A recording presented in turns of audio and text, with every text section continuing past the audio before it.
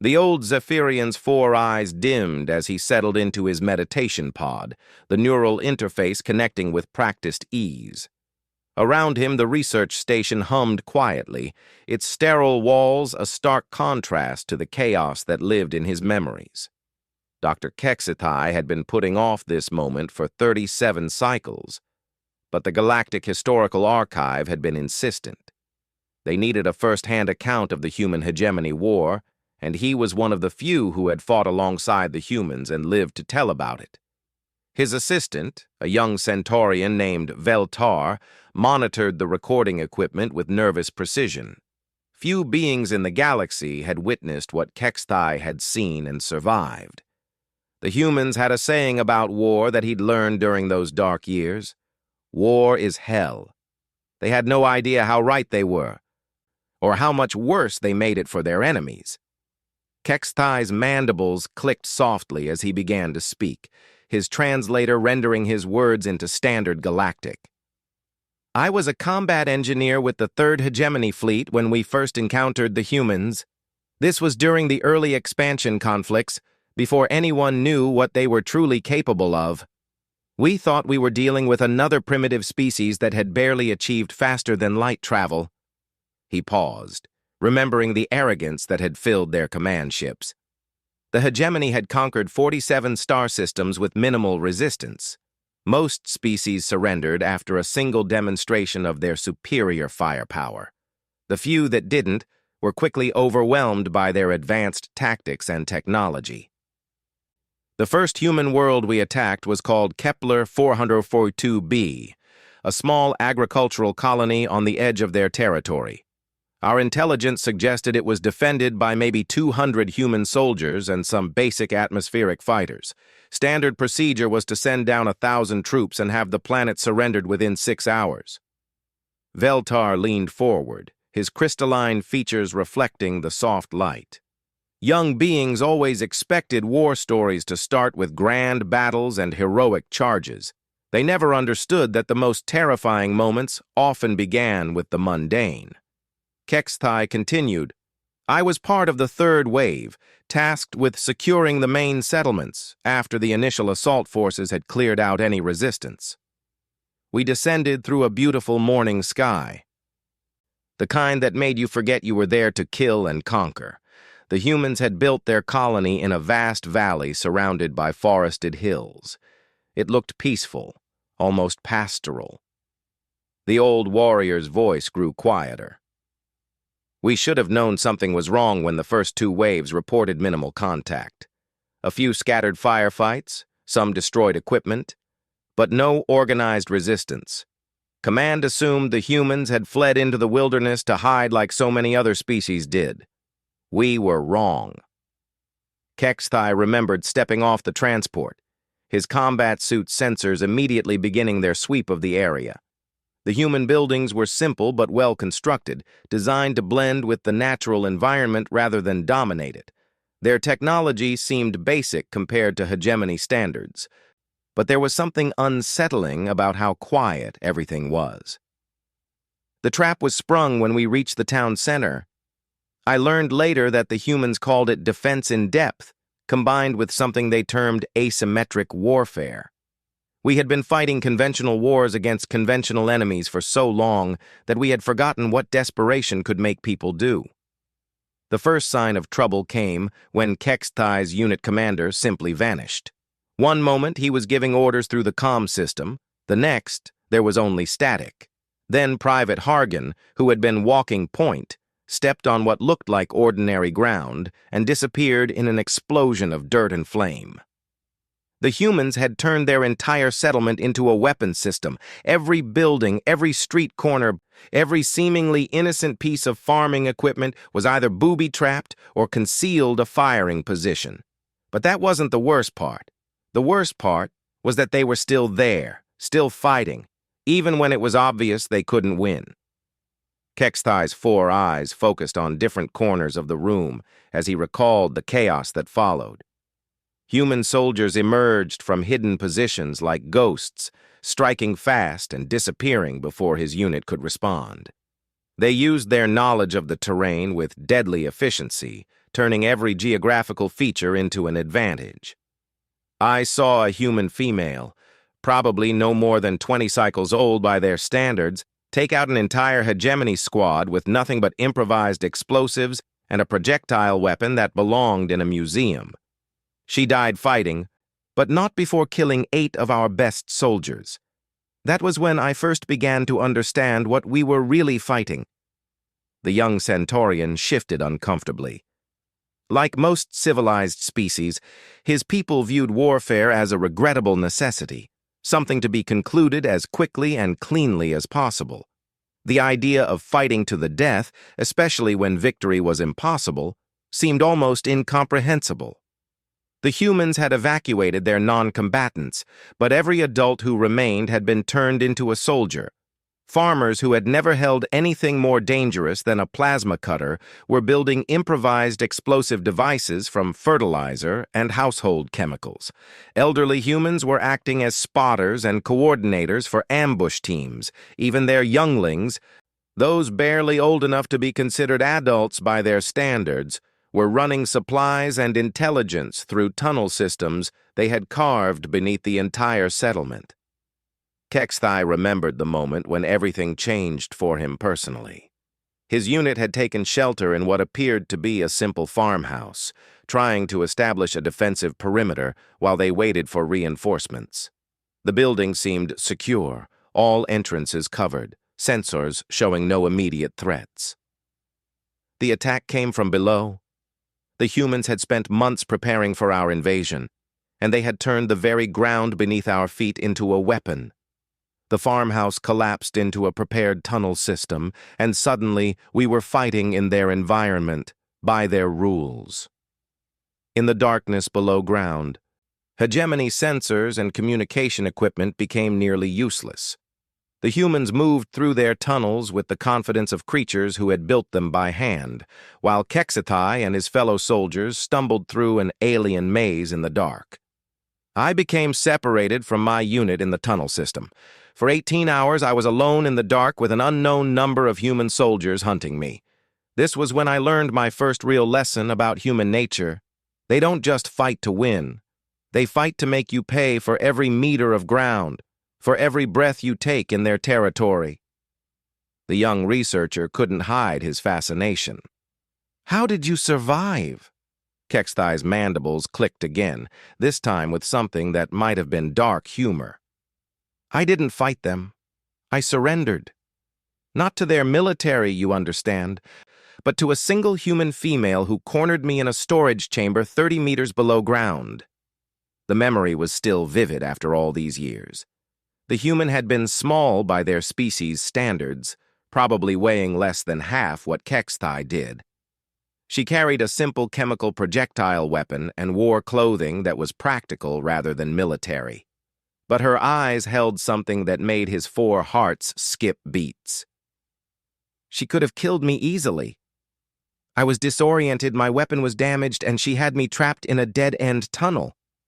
Instead, she spoke to me, in my own language, perfect Zephyrian, with the correct tonal inflections for formal military address. The human had studied his species, not just their language, but their customs, their military protocols, their cultural taboos. She knew exactly how to offer surrender terms that he could accept without losing honor, and more importantly, she understood why that mattered to him. Her name was Sarah Chen. She was 32 years old, had been a teacher before the war, and had learned 7 alien languages in the 6 months since the humans first detected our approach to their territory. She spoke to me like one soldier to another, with respect for my service and understanding of my situation. Sarah had explained the human position with clinical precision. They knew they couldn't stop the hegemony from taking their colony. They had neither the numbers nor the technology to win a conventional engagement, but they could make the occupation so costly and difficult that the hegemony would eventually decide the colony wasn't worth the effort. She offered me a choice. I could return to my forces and report that the human resistance was broken, that they were ready to surrender. In exchange, she would guarantee safe passage for all hegemony forces willing to leave peacefully. Or I could tell the truth about what I had experienced, and the fighting would continue until one side or the other was completely destroyed. Kexthai had chosen neither option. Instead, he had asked Sarah Chen a question that would haunt him for decades. Why are you willing to die for a single agricultural colony? Your government has dozens of worlds. Your people could resettle elsewhere. Why throw away lives for one small settlement? Her answer had been simple and terrible. Because it's ours. Not because it was strategically important, not because it contained irreplaceable resources, not because retreating would damage human pride or military morale, simply because it belonged to them, and they would rather die than give it up to invaders. The recording session continued for several more hours as Kexthai described the remainder of that first engagement. The humans had eventually been overwhelmed, but not before inflicting casualties that shocked the hegemony command structure. More importantly, they had demonstrated a willingness to fight that went beyond anything in the standard military databases. Sarah Chen died 3 days later, leading a group of human civilians in an attack on our supply depot. She took out enough equipment to delay our operations by 2 weeks, and she did it knowing she would never see the sunrise again. That was my first lesson about humanity. They measure victory differently than the rest of us do. As the session concluded and the recording equipment powered down, Veltar looked troubled. Did the hegemony eventually conquer the human territories? Kexthai was quiet for a long moment, his 4 eyes dimming as he considered the question. No, we won that first battle and many others. We took dozens of human worlds, killed millions of their soldiers, destroyed entire fleets. But we never conquered them. Every victory cost us more than we could afford, and every defeat made them stronger. Eventually, we learned to negotiate with them instead. The old warrior rose from his meditation pod, moving with the careful precision of someone whose body carried the memory of too many wounds. That was just the beginning of my education about human warfare. Tomorrow, I'll tell you about the siege of New Geneva, where I learned that humans don't just fight for their own worlds. They fight for each other's worlds too, even when it means certain death. Veltar nodded respectfully as Kexthai left the recording chamber, but the young Centaurian couldn't shake the feeling that he was documenting something far more dangerous than a simple war story. The humans had been members of the Galactic Council for 20 years now, and they were generally regarded as reliable allies and fair trading partners. But if Kexthai's memories were accurate, there was something sleeping beneath that civilized exterior that the galaxy would be wise to never fully awaken. The research station continued its quiet humming as Veltar organized the recording files. Tomorrow would bring more stories, more memories of humanity's terrible efficiency at war. He found himself both eager and afraid to hear what the old veteran would reveal next. The neural interface hummed to life once again as Kexthai settled into the recording chamber. Veltar had arrived early, clearly eager to continue documenting the veteran's memories. The young Centaurian had spent the night reviewing the previous day's recording, and Kexthai could see the questions burning in his crystalline features. You mentioned the siege of New Geneva, Veltar began without preamble. The official hegemony records claim it was a strategic victory that demonstrated the superiority of conventional warfare over human guerrilla tactics. Kexthai's mandibles clicked in what might have been bitter amusement. The official records say many things. They rarely mention the parts that would give civilized beings nightmares. He adjusted his position in the meditation pod, his old wounds aching as they always did when he prepared to revisit those memories. New Geneva wasn't just another human colony. It was their military academy world, where they trained their officer candidates and developed new combat doctrines. When the hegemony decided to assault it, we brought the full weight of our war machine to bear. 3 full battle fleets, 2 million ground troops, and siege equipment designed to crack the defenses of fortified worlds. The old warrior's 4 eyes focused on different points in the room as he recalled the approach to New Geneva. The human system had been heavily fortified, with orbital defense platforms, minefields, and automated weapons systems that marked it as a legitimate military target. This wasn't another agricultural colony with improvised defenses. This was a proper fortress world, and the hegemony had prepared accordingly. I was a senior combat engineer by then, responsible for coordinating siege operations against hardened positions. We expected the humans to defend their academy world conventionally, using the fortifications they had spent decades building. We were prepared for a long siege, but a predictable one. Veltar leaned forward, his recorder capturing every word. But that's not what happened. No. What happened was that the humans taught us their most valuable lesson. They don't think about warfare the way everyone else does. While we were preparing to assault their fortifications, they were preparing to turn their entire world into a weapon. The siege had begun conventionally enough. Hegemony forces had established orbital superiority after a brutal space battle that lasted 6 days. The human fleet had fought with typical desperation, using suicide runs and improvised tactics that inflicted heavy casualties even as they were systematically destroyed. But eventually, overwhelming numbers and superior technology had won out. The first phase of the ground assault went according to plan. We established beachheads on 3 continents, deployed our siege equipment, and began the systematic reduction of human defensive positions. Their military academy was built into a mountain range, with underground facilities that extended for hundreds of kilometers. It should have been a textbook siege. Kexthai remembered the confidence that had filled the command bunkers during those first weeks. Intelligence reports suggested that the humans had perhaps 50,000 military personnel on the planet, supported by automated defense systems and prepared positions. The hegemony had brought 40 times that number, along with orbital support and heavy siege weapons. The humans let us get comfortable. They allowed us to establish our supply lines, set up our forward bases, and begin the slow process of reducing their outer defenses. For 3 weeks, it felt like a normal military operation. Then they showed us what human creativity could do when applied to warfare. The first sign that something was wrong came when Kexthai's engineering teams began reporting equipment failures.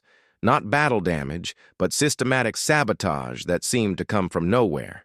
Supply convoys would arrive missing critical components. Communication arrays would develop mysterious faults that couldn't be traced to any obvious cause. We assumed it was human special forces, small teams of commandos operating behind our lines. We increased security, established patrol schedules, and implemented counter-infiltration protocols. It didn't help. If anything, the sabotage became more sophisticated and more widespread. The truth became apparent during the 4th week of the siege, when a routine patrol discovered something impossible. A hegemony supply depot, supposedly secure behind 3 layers of perimeter defenses, had been completely emptied overnight. Not destroyed, not damaged, but methodically stripped of everything useful and left empty. The humans had built a tunnel system that extended far beyond their mountain fortress. Not just military tunnels, but a complete underground infrastructure that connected every major landmass on the planet. They had been working on it for decades, not as a defensive measure, but as preparation for exactly this kind of siege. Veltar's crystalline features reflected confusion. But how could they build something that extensive without detection? Kexthai's 4 eyes dimmed as he recalled the briefings that had followed that discovery. Because they hadn't just built tunnels. They had rebuilt their entire planetary infrastructure underground. Every mine, every manufacturing facility, every transportation hub was connected by subterranean passages that our orbital sensors couldn't detect. They had turned their entire world into one massive military base. The realization had forced a complete reassessment of the tactical situation. The humans weren't defending a fortress. They were operating from a fortress that encompassed an entire planet. Every step the hegemony forces took was monitored, every supply depot was vulnerable to attack, and every forward position could be isolated and destroyed at will. But that still wasn't the worst part. The worst part was discovering that the humans had been planning this siege for years before we even arrived. They had studied our tactics, our equipment, our logistics requirements, and they had designed their entire defensive strategy around the assumption that we would attack exactly the way we did. The siege had devolved into a nightmare of constant attrition. Hegemony forces would capture a position during the day, only to find it abandoned or booby-trapped by morning. Supply lines that seemed secure would be cut by human forces that appeared from nowhere and disappeared just as quickly. Forward bases would wake up to discover that their ammunition had been replaced with inert materials during the night. I was leading a team trying to breach the outer defenses of the military academy when I had my second direct encounter with human military philosophy. We had been working for 5 days to place charges that would collapse a section of their mountain fortress when we discovered that the humans had been watching us the entire time. Kexthai's voice grew quieter as he described finding the observation post that human engineers had constructed inside the very mountain they were trying to breach. Not only had the humans been monitoring every move the hegemony forces made, they had been using the intelligence to coordinate counterattacks with devastating precision. The human officer in charge of the observation post was a female named Colonel Martinez. She could have ordered her troops to kill my entire team while we were placing the charges. Instead, she chose to reveal herself and make an offer. The offer had been as simple as it was shocking. Colonel Martinez had detailed intelligence on hegemony siege tactics, complete operational plans for the assault on New Geneva, and accurate assessments of exactly how many casualties the siege was inflicting on both sides. She offered to share all of it in exchange for a temporary ceasefire. She wasn't offering to surrender or negotiate a peace treaty. She was offering to teach us how to fight more efficiently so that fewer beings would die on both sides. Even while we were trying to destroy her world, she was looking for ways to minimize casualties. Veltar looked skeptical. That doesn't make tactical sense. Why would they help their enemies fight more effectively? Because they weren't thinking tactically. They were thinking strategically on a level that most military commanders can't comprehend. Colonel Martinez understood something that our generals didn't. The siege of New Geneva was never about winning or losing. It was about education. The colonel had explained her reasoning with the same clinical precision that Sarah Chen had demonstrated years earlier. The humans knew that the hegemony would eventually conquer New Geneva, just as they had conquered dozens of other human worlds. But they also knew that every hegemony victory came at a cost that was becoming increasingly difficult to justify. She showed me casualty reports that our own command structure had classified beyond our security clearance. The hegemony was losing more soldiers taking individual human worlds than they had lost in the conquest of entire star systems, populated by other species. The economic cost of occupying human territory was beginning to exceed the value of the resources those territories provided. Colonel Martinez had been fighting a war of attrition on a galactic scale. Every human world that fell to the hegemony required a permanent garrison to maintain control. Every occupation force had to deal with constant sabotage, supply line attacks, and civilian resistance that never ended. The humans weren't just defending their territory, they were making it too expensive to hold. The most terrifying part of her offer was the data she provided about hegemony logistics. She knew our supply requirements better than our own quartermasters did. She could predict our tactical responses to specific situations with greater accuracy than our strategic planning computers. She had been studying us for so long that she understood our military doctrine better than we did ourselves. The ceasefire had lasted exactly 47 hours, during which both sides had shared intelligence and tactical assessments with a professionalism that seemed surreal under the circumstances. Human engineers had shown their hegemony counterparts more efficient methods for breaching fortified positions. Hegemony medical personnel had shared advanced trauma treatment protocols with human field medics. It was the most civilized 47 hours of the entire war. Both sides worked together to minimize casualties and improve combat effectiveness. When the ceasefire ended, we went back to trying to kill each other. But we did it with greater skill and less waste of life. The siege had continued for another 8 weeks after the ceasefire ended, but the character of the fighting had changed completely. Both sides had learned to respect their opponent's capabilities, and the senseless attrition that had marked the first month gave way to more professional military operations. New Geneva eventually fell, but not because we overwhelmed their defenses. It fell because the humans achieved their strategic objectives. They had demonstrated that occupying human territory would require resources that the hegemony couldn't afford to commit indefinitely. They had proven that human resistance would continue regardless of conventional military victories. HFY paused in his narrative, remembering the day the Human Military Academy had finally surrendered. There had been no dramatic final battle, no desperate last stand. Colonel Martinez had simply contacted the hegemony command structure and informed them that the educational phase of the siege was complete. The surrender ceremony was unlike anything in my military experience. The humans marched out of their fortress in perfect formation, wearing dress uniforms that had somehow remained immaculate despite months of siege warfare. They presented arms with precision that would have impressed a parade ground inspector, and they conducted themselves with a dignity that made our victory feel hollow. The official records had proclaimed New Geneva as a great hegemony victory, proof that human irregular tactics couldn't stand against proper military force. The reality had been far more complex and troubling. The humans had achieved exactly what they had set out to accomplish, and they had done it by allowing themselves to be defeated. Colonel Martinez sought me out personally before the human prisoners were transported off-world.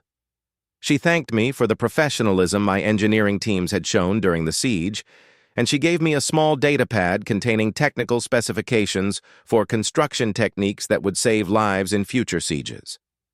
The gesture had been pure humanity. Even in defeat, even as prisoners of war, they had been thinking about how to minimize casualties in future conflicts. They had turned their surrender into one final lesson about the cost of occupying human territory. That data pad contained detailed plans for tunnel detection systems that would have revolutionized hegemony siege warfare. Colonel Martinez gave it to me knowing that it would make future human resistance more difficult to sustain.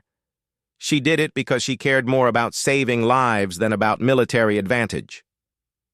As the recording session concluded, Veltar struggled to process what he had heard. So the humans lost the siege, but achieved their strategic objectives anyway. HFY nodded slowly. They lost every battle and won the war, not through superior firepower or brilliant tactics, but through superior understanding of what war actually costs. Tomorrow I'll tell you about the Battle of Proxima Station, where I learned the most important lesson about human nature. They don't just fight for themselves or even for their own species. When pushed far enough, they fight for principles that transcend survival itself. The old warrior left the recording chamber more slowly than the day before, the weight of memories settling on his shoulders like a familiar burden. Behind him, Veltar sat in thoughtful silence, beginning to understand that he was documenting something far more significant than a war story. He was recording the education of the galaxy in what it meant to fight against beings who measured victory in moral rather than material terms. The final recording session began differently than the others. HFY had arrived at the chamber early, sitting in meditation for nearly an hour before Veltar appeared with his equipment. The old Zephyrian seemed smaller somehow, as if the weight of the memories he was about to share had physically diminished him. The Battle of Proxima Station, he began without waiting for the young researcher to settle himself. was where I learned that everything I thought I understood about warfare was incomplete. Not wrong, precisely, but limited by assumptions I didn't even know I was making. Veltar activated his recording equipment with practiced efficiency, but his movements were more careful than before.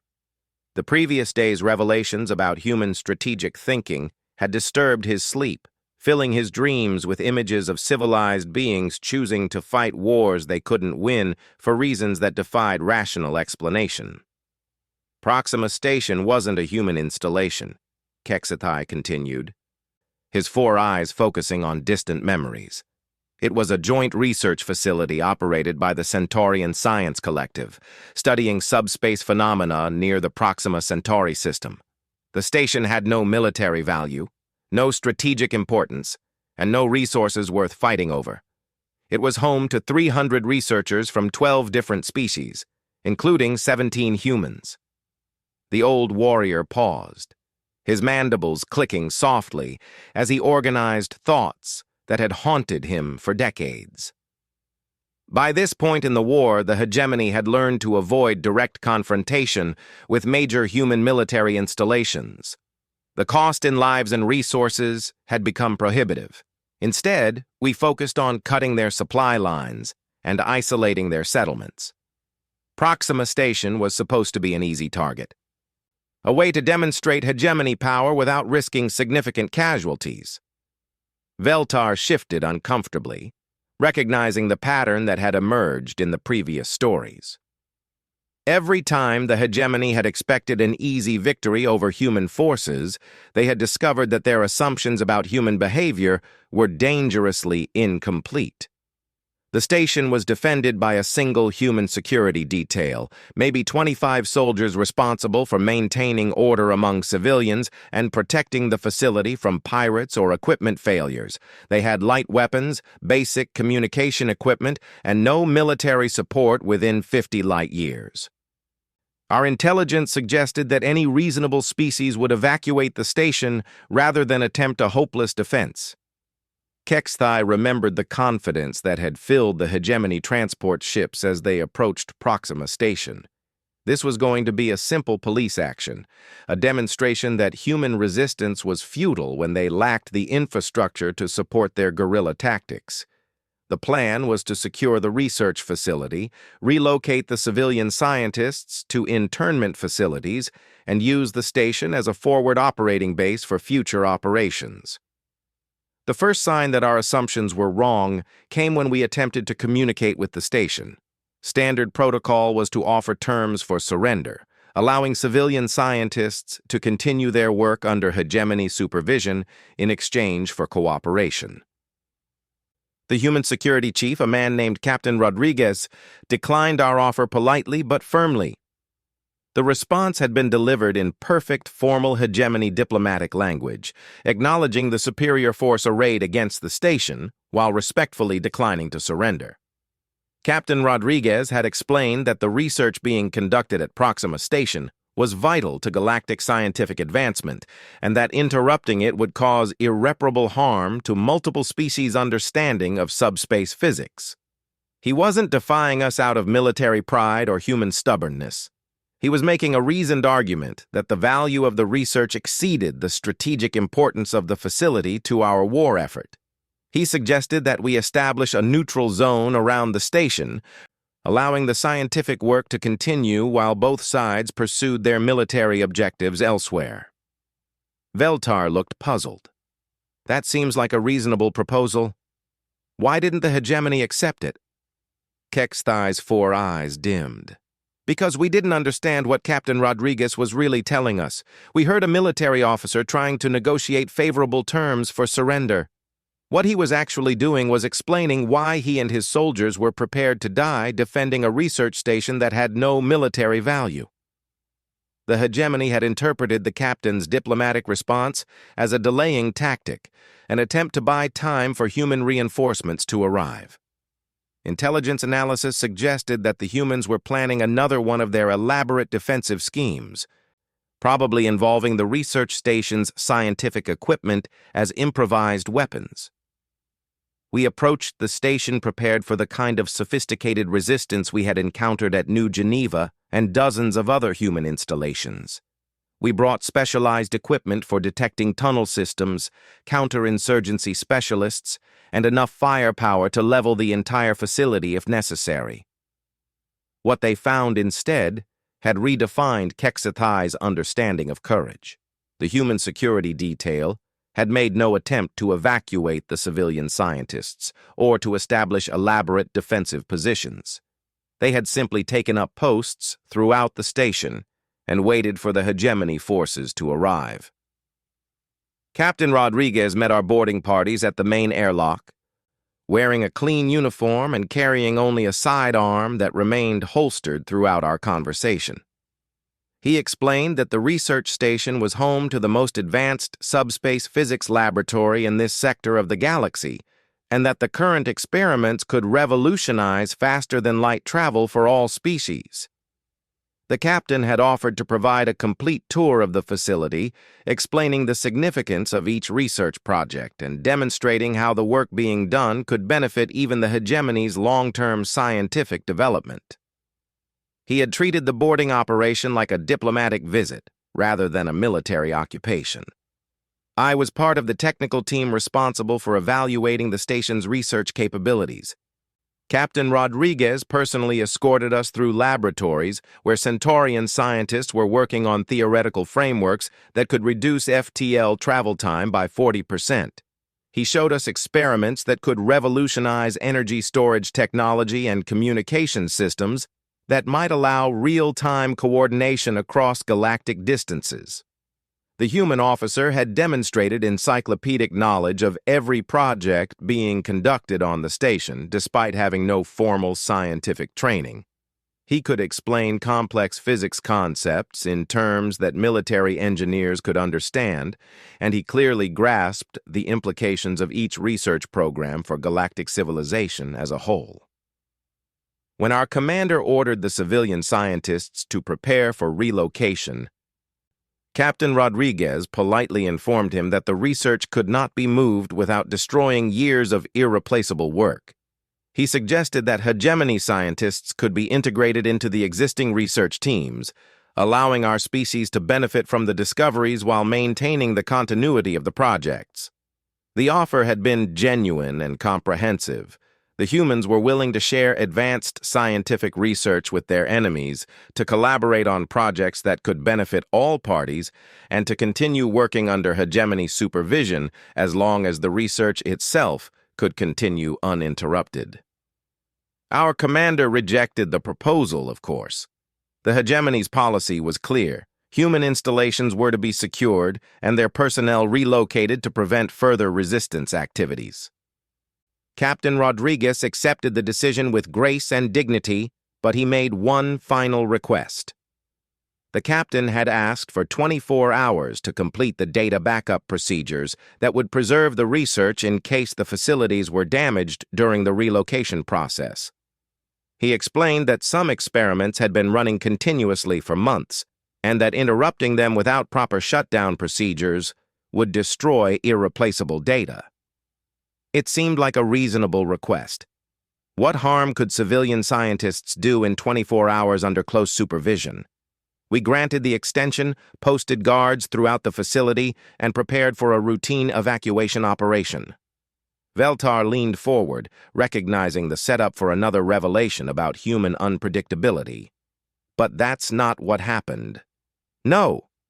What happened was that Captain Rodriguez used those 24 hours to demonstrate something that still gives me nightmares. He showed us what humans do when forced to choose between their own survival and principles they hold sacred. The first sign of trouble came when the hegemony's communications with their orbital support ships became intermittent, not completely blocked, but degraded in ways that suggested sophisticated electronic countermeasures.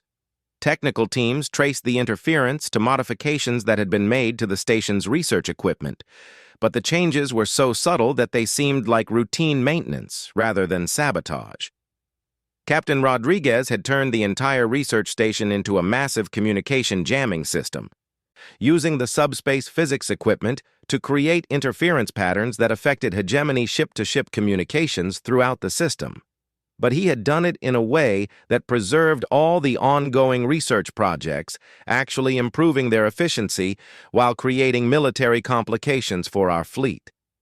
The realization that they had been outmaneuvered by a security detail with no formal engineering training had prompted an immediate lockdown of the facility. Hegemony forces had moved to secure all critical systems and prevent further sabotage, only to discover that Captain Rodriguez had anticipated this response as well. Every human on that station, from the security detail to the research assistants, had spent those 24 hours preparing for what they called the final lesson. Not an escape attempt, not a last desperate battle, but an educational demonstration that would cost them their lives. What followed had been unlike anything in Kexthai's military experience. The humans had not resisted the lockdown or attempted to prevent hegemony forces from accessing station systems. Instead, they had used their detailed knowledge of the facility to demonstrate exactly how much damage a determined enemy could inflict on irreplaceable scientific infrastructure.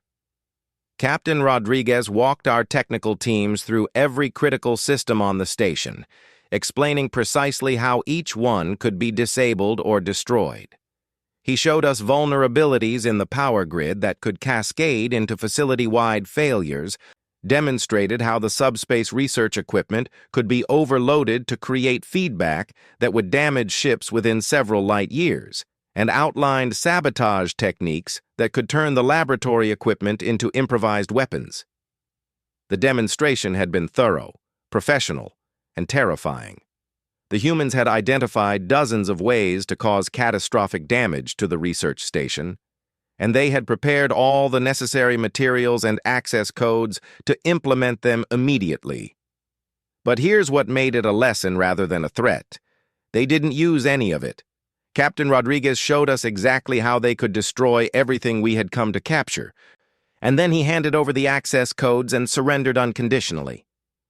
The gesture had been so unexpected that it had taken several minutes for the hegemony commander to understand what was happening.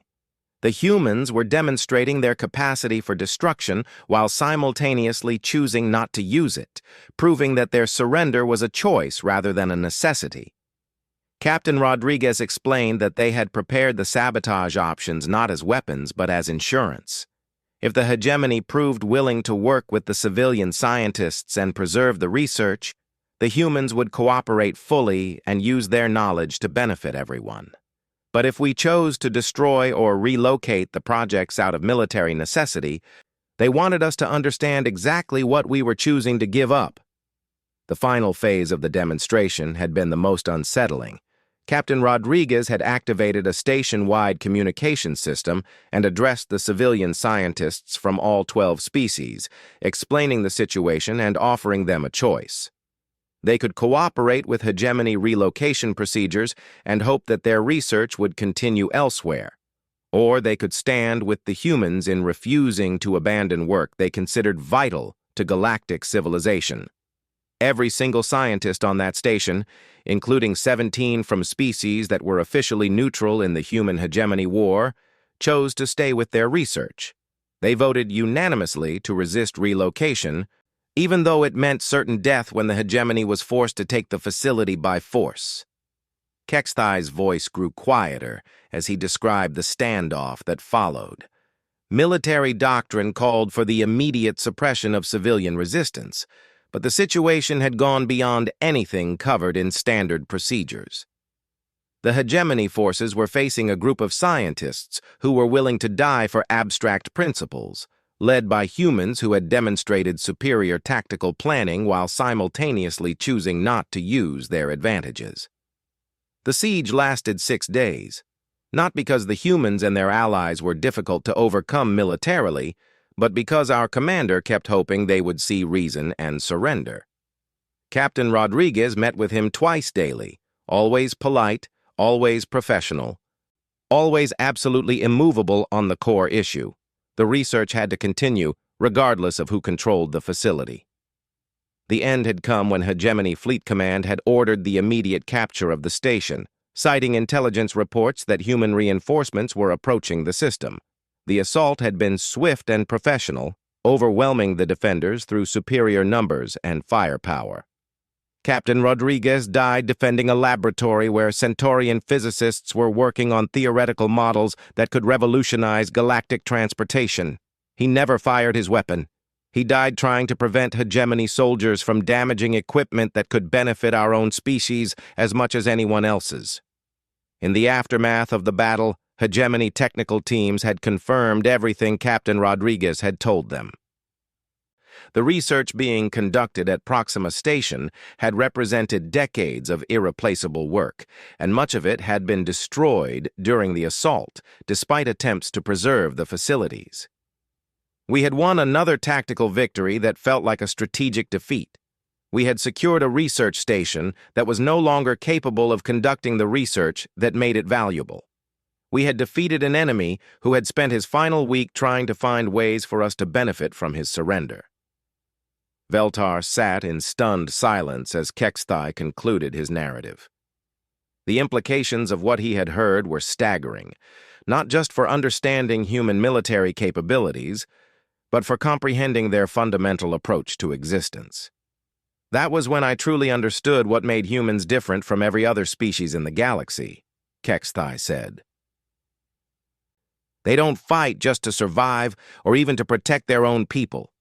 They fight for ideas, for principles, for concepts that they consider more important than their own lives.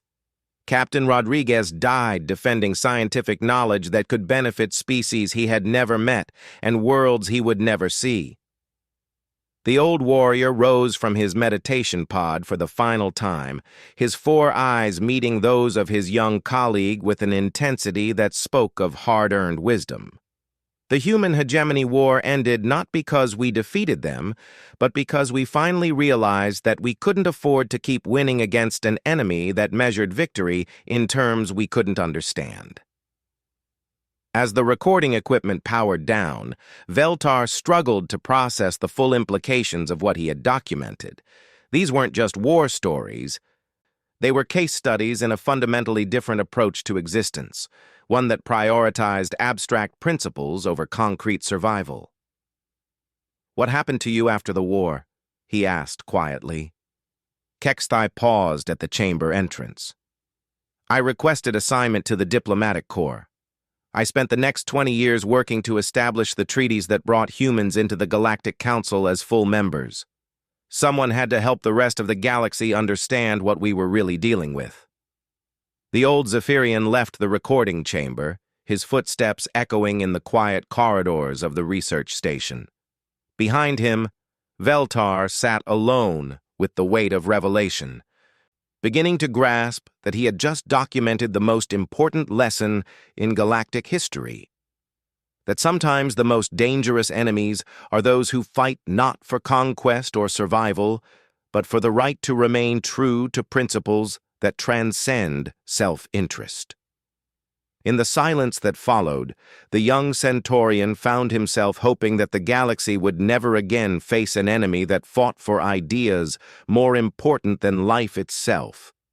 But he also found himself grateful that such beings existed and that they had chosen to use their terrible strength in service of something greater than themselves. The recordings would be archived in the Galactic Historical Database, a testament to the complexity of warfare and the mysterious nature of the species that had taught the galaxy a new definition of courage. Future generations would study these memories, trying to understand how beings could choose principle over survival and somehow emerge victorious through the very act of seeming to lose.